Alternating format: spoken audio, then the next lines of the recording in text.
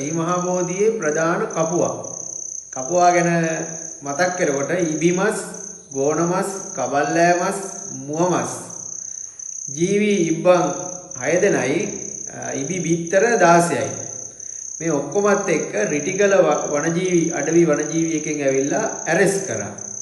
Arrest කරපුවම fridge එකේ තියෙන බඩු ගන්න ඒවා ඒ ඔක්කොම උසාවියට ඉදිරිපත් කරලා කපුවව දානවා හිරේ.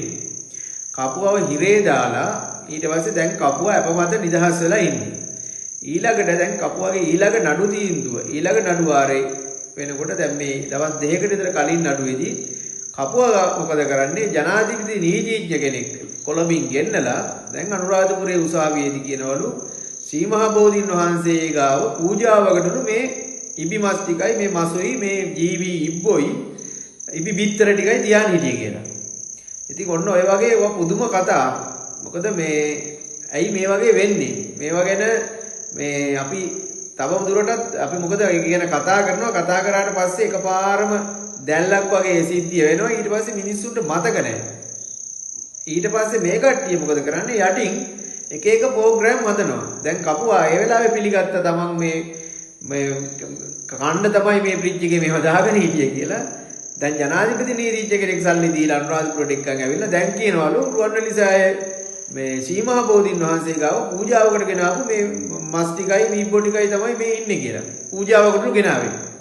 ඉතින් ඕකේ තව කතාවක් තියෙනවා. ඔය කපුවා අප ලබන දවසයි පල්ලේගම හේම රතන අටම හිටපු අටම ස්ථානාධිපති ඇතුළට යන දවසයි එක දවස උසාවියේ. හරිද? එතකොට දෙන්න හම්බ වෙනවා. හම්බ වෙනකොට කපුවට අප දෙන්නත් සල්ලි දීලා තියෙන්නේ පල්ලේගම හේම රතන. එතකොට ඔය කපුවා අත්අඩංගුවට ගන්න දවසෙත් කෝල් කරලා කියලා තියෙනවා අපි ගොඩින් බේරගමු.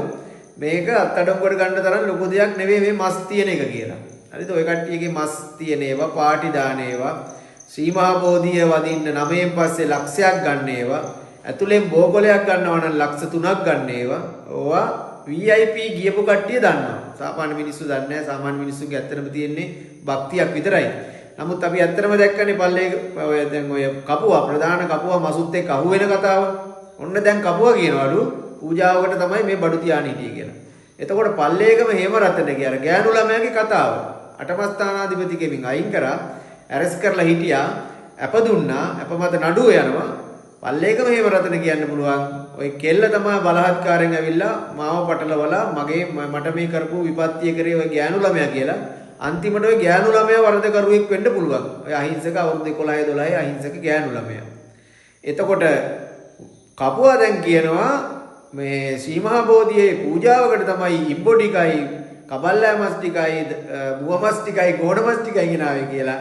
අනේ අර අඩවි වන නිලධාරී රිටිගල තමන්ගේ අවංකව සේවය කරපු රාජ්‍ය නිලධාරියා වරදකරු වෙන්න පුළුවන්.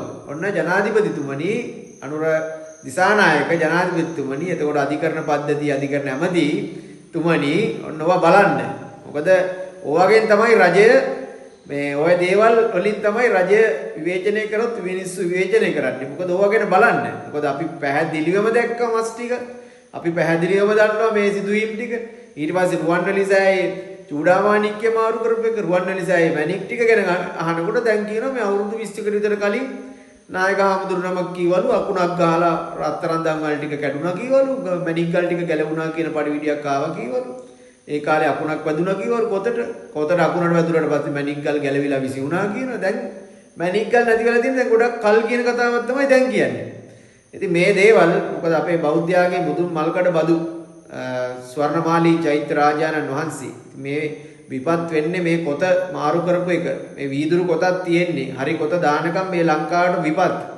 ඒක හොඳට මතක තියාගන්න. ගම් වතුරද සුනාමියක් එන්න පුළුවන්, භූමිකම්පාවක් එන්න පුළුවන්. අද මතක තියාගන්න.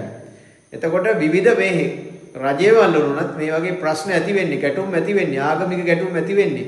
විවිධාකාරයෙන් මේ රටේ ප්‍රශ්න ඇති වෙන්නේ මේ රුවන්වැලිසෑයේ කොතට කරපු විපාකය. වීදුරු කොතක් මේ මරංචියක්. මේ කියන්නේ සින්තටික් ගලක් ගහලා තියෙන්නේ. වීදුරු කොතක් දාලා තියෙන්නේ. ඔරිජිනල් කොත තාම බුරුමේ තියෙනවා. බුරුමේ දෙන්නත් කැමති. එහෙම තියෙද්දි තමයි මේ කොත දාන්නේ නැත්තේ. එතකොට මැණික් ටික කොහෙටද වෙලදාම් කරේ, මැණික් ටික කොහොමද ගත්තේ, ඔක්කොම තොරතුරු තියෙනවා. දැනට CID එකේ පරීක්ෂණ පැවැත්වෙනවා. එතකොට දැන් කියනවා අවුරුදු 10කට විතර කලින් අකුණක් ගහලලු මැණික් නැති වුණේ. දැන් ඔය කපුවා මස් ගැන කියන කතාවයි හේමරතන රුවන්වැලිසෑයේ කොත ගැන කියන කතාවයි හේමරතනගේ DNA පරීක්ෂණය ගැන කිසි කෙනෙක් දැන් කතා කරන්නේ. එතකොට අවසානයේ ඔය පොඩි ළමයා වරදකරුවෙක් වෙන්න පුළුවන්. එතකොට අර වනජීවී එකේ මස් අට්ටික අල්ලපු රාජ්‍ය නිලධාරියත් වරදකරුවෙක් වෙන්න පුළුවන්. මේ ගැන කරුණා කරලා මේ ගැන මේ අධිකරණ ඇමතිතුමා ඒ වගේම ජනාධිපතිතුමා මේ ගැන වැඩි විමසිල්ලෙන් යුක්තව හරියට බලලා නීතිය ක්‍රියාත්මක කරන්න. මොකද මේක මේ රටේ බෞද්ධ ජනතාවගේ ලොකු ප්‍රශ්නයක් මේක. එතකොට ඔය මස්වැද්දෝ ආයෙ පාරක් පූජාවකට මස් ටික ගෙනාව කියලා මස්වැද්දා ශ්‍රී මහා බෝධින් වහන්සේ ගාව වැද ඉන්න පුළුවන් ඈ. උඹලා ගිහිල්ලා උට කකුල් දෙක වැදලා රුපියල් 5000 කොලයක් දීලා වරෙල්ලා. හරිද? අන්න ඒ තත්ත්වෙට ජනතාවපත් වෙන්න එපා. උට පයින් ගාලා එළවන මට්ටමටපත් වෙයල්ලා. ඔය වගේ හොරුන්ටද වදින්න ඕන.